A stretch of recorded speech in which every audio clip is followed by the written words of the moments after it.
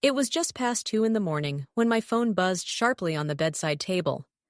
I wasn't expecting anyone to text me at that hour. Usually, the silence of the night meant a welcome break from the chaos of daily life. Groggy and half asleep, I reached for the phone, not prepared for what I'd see. The screen glowed with a single chilling message: "Get out now, before it's too late." A wave of confusion washed over me. Who could have sent this? And why? My heart started pounding faster. I scanned the screen for a name or number, but saw only an unknown caller ID. I debated ignoring it, thinking it might be some cruel prank or a mistake, but something deep inside told me otherwise. The urgency in those few words was unmistakable. Get out now. It wasn't a casual warning. It was a command, and one loaded with danger. I sat up in bed, my mind racing through every possible explanation. Was I in danger? Was someone watching me? I replayed the last few days in my head, searching for clues or signs I might have missed. Strange phone calls that went unanswered. Unfamiliar cars parked near my apartment.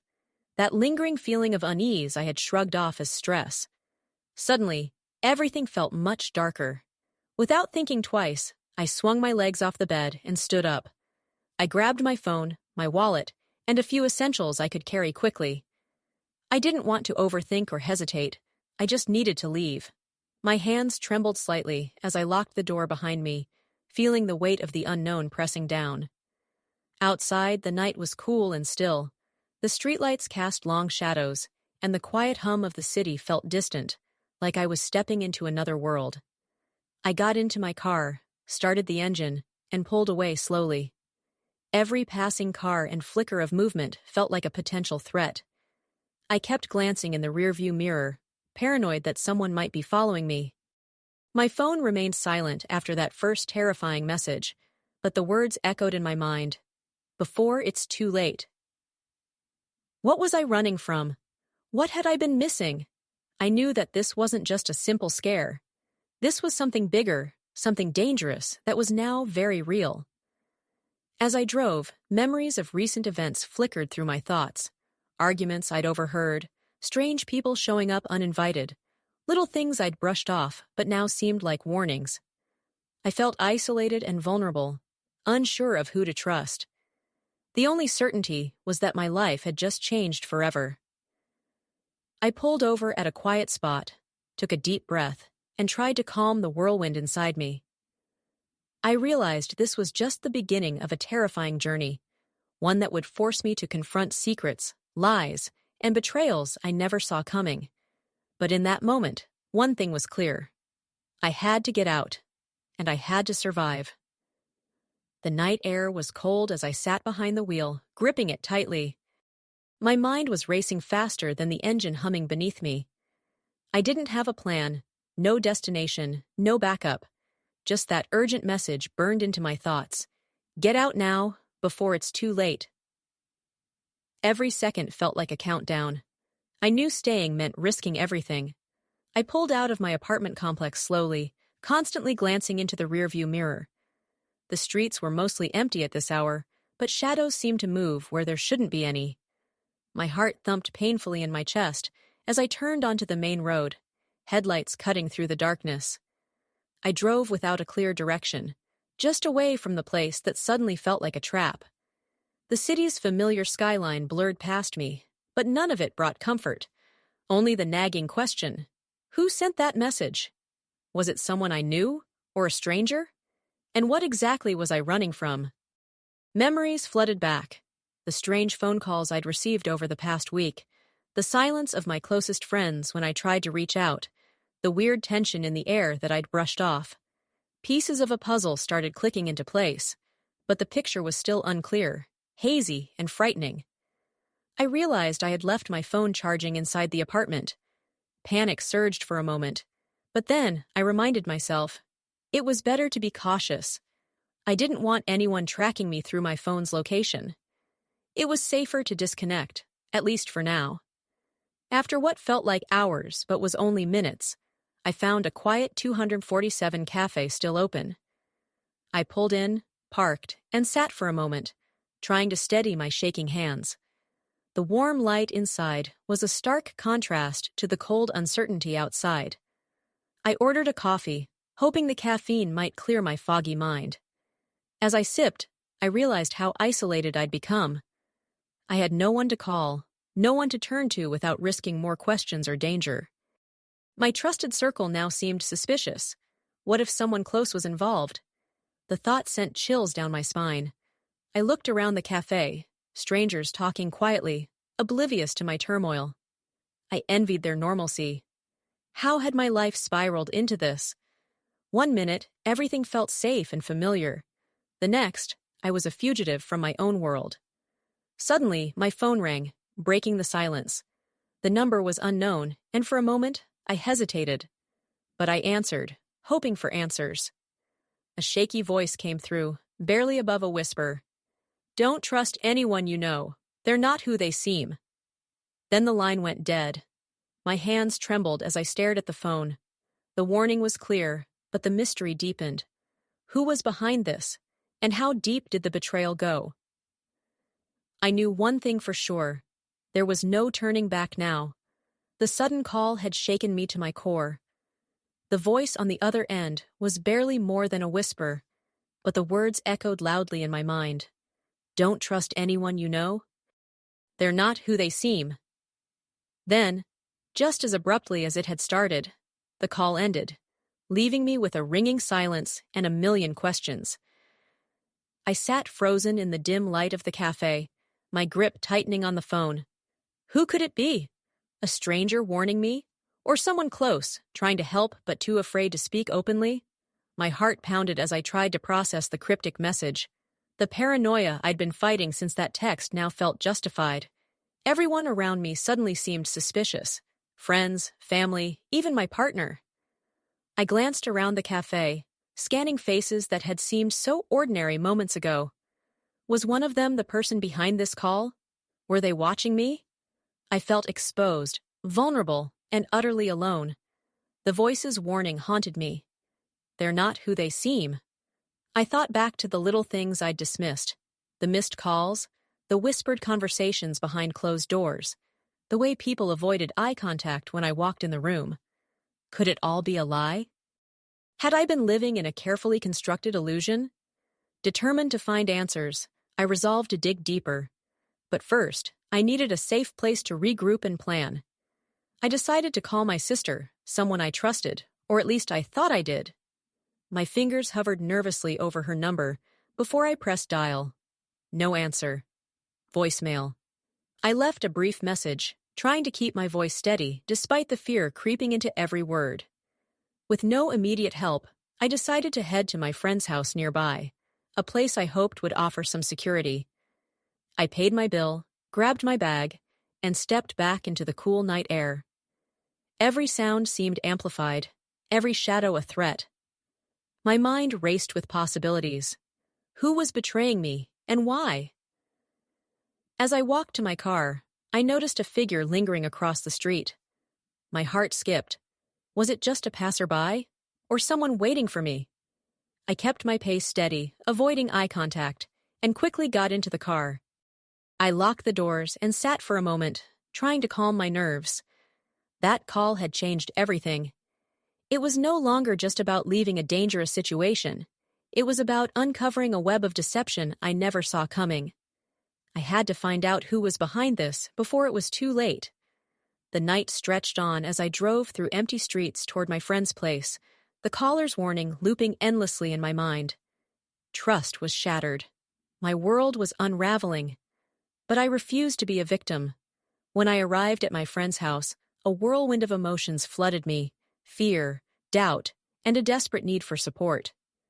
This was one of the few people I still trusted. But after everything that had happened in the past few hours, that trust felt fragile, like glass ready to shatter with the slightest touch. The door opened, and I immediately felt a bit more at ease. My friend greeted me with a worried look, silently asking questions with his eyes. I saw understanding and readiness to help. Sitting down in the living room chair, I poured out everything I knew. The ominous text, the mysterious phone call, the strange events of recent days. He listened carefully, then paused and said, "There's something you need to know that might help you understand why all of this is happening." He told me about strange rumors circulating in our circle, about people to avoid, and secrets that had been carefully hidden from me. His words echoed in my mind. The betrayal ran deeper than I could have imagined. He pulled out an old envelope that, he said, someone had anonymously handed him a couple of days ago. Inside were photos, pictures of my partner, but not in the light I was used to seeing him. In these photos, he was with other people, in situations that looked suspicious and raised questions. I felt my world flip upside down. Together, we started going through the evidence, trying to figure out who was at the center of this web and what motives lay behind it all. It became clear that the situation was far more complicated and dangerous than I had thought. I knew this was just the beginning of a long road filled with lies and revelations. But now, at least, I had some idea of what I was up against, and I was ready to fight. The weight of the evidence was crushing. Sitting there with the photos spread out before me, I felt like the ground had shifted beneath my feet. Every smile, every word, every promise I had ever trusted now seemed stained by doubt. I had to face the reality. The man I loved had been living a double life.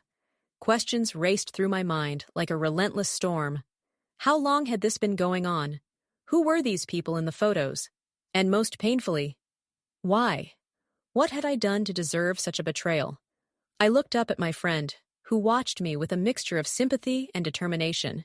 "You need to confront him," he said quietly. "It's the only way to get answers. And you need to be careful. This isn't just about lies, it's about your safety." My heart pounded as I contemplated the confrontation. The thought of facing him felt terrifying, but staying in the dark was worse.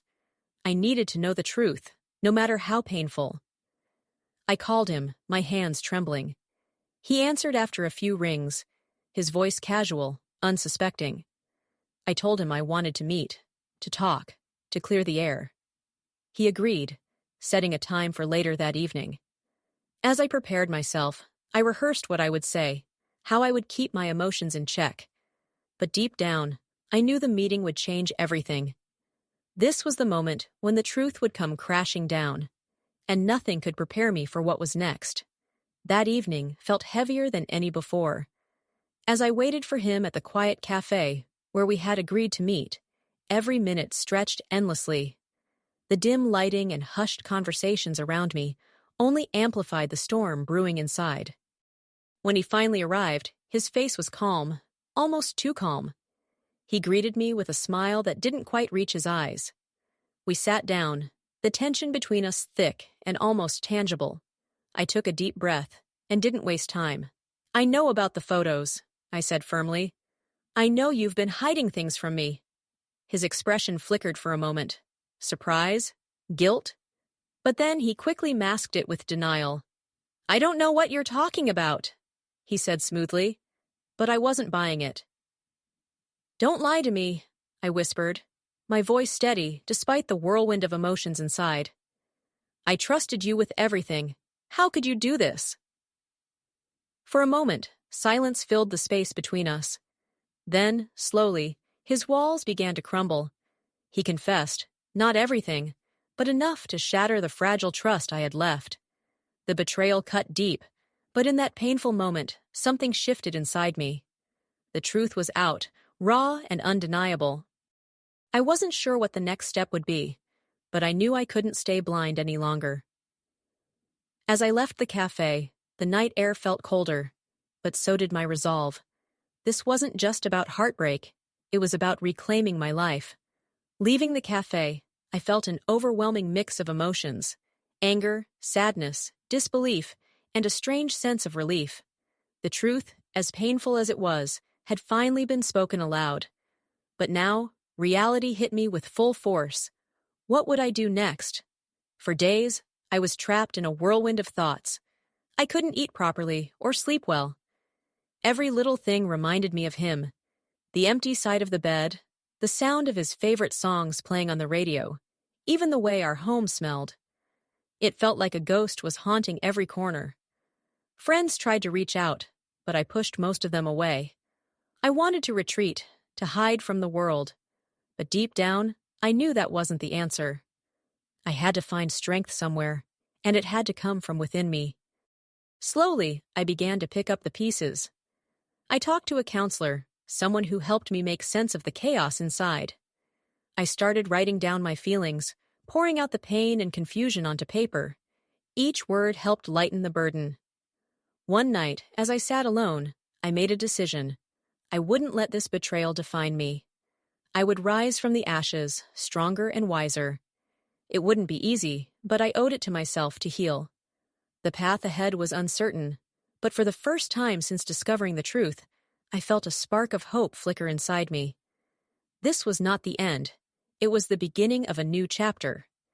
As the days turned into weeks, I realized that healing wasn't something I could do alone. The pain still lingered, but I needed support, someone who could stand by me without judgment, who would listen when the silence felt unbearable. One evening, I reconnected with an old friend I hadn't spoken to in years. She had always been a steady presence in my life, the kind of person who could see through the facade and understand the real me. Hesitant at first, I reached out, unsure if she would respond. To my surprise, she answered immediately, and our conversation flowed like it had never been interrupted. I shared pieces of my story, my fears, and the raw wounds I was trying to heal. She listened patiently, offering kindness and strength when I needed it most. Her support became a lifeline. Together, we began to rebuild my shattered confidence. She encouraged me to try new things, to rediscover passions I had buried under years of trust and pain. With her by my side, I started to believe that a brighter future was possible. This unexpected ally helped me see that betrayal, though devastating, didn't have to be the end of my story. There was hope, and with every step forward, I was reclaiming my life. Just when I thought I was beginning to find peace, a new piece of the puzzle surfaced, shaking everything once again. One afternoon, as I was going through some old emails, I stumbled upon a message that I hadn't seen before, one that changed everything. The email was from someone I never expected, a close friend of my partner. The words inside were chilling. They revealed details about the double life he'd been leading, secrets he had desperately tried to keep hidden. The email spoke of lies, manipulation, and even warnings to stay away from certain people. Reading those words felt like being hit by a tidal wave. This wasn't just betrayal. It was a carefully crafted deception that had been going on for years. The trust I had once given him was shattered beyond repair. I realized then that my journey wasn't just about healing anymore. It was about uncovering the full truth, no matter how painful it might be. The stakes were higher than I had imagined, and I needed to prepare myself for what was yet to come. After the shocking revelations and the whirlwind of emotions, I finally found a sense of clarity. The pieces of the puzzle, though painful, had come together. I understood the depth of the betrayal, but more importantly, I realized that I was no longer defined by it. With newfound strength, I made the choice to move forward, not as a victim, but as someone who had reclaimed her power. I focused on rebuilding my life on my own terms, surrounding myself with people who truly cared and supported me. It wasn't an easy path. Some days were filled with doubt and loneliness, but with each challenge, I grew stronger, learning to trust myself again. The pain remained a part of my story, but it no longer controlled me. In the end, this experience became a catalyst for transformation. I emerged wiser, more resilient, and ready to embrace the future with open arms. Betrayal had tried to break me, but it only made me stronger.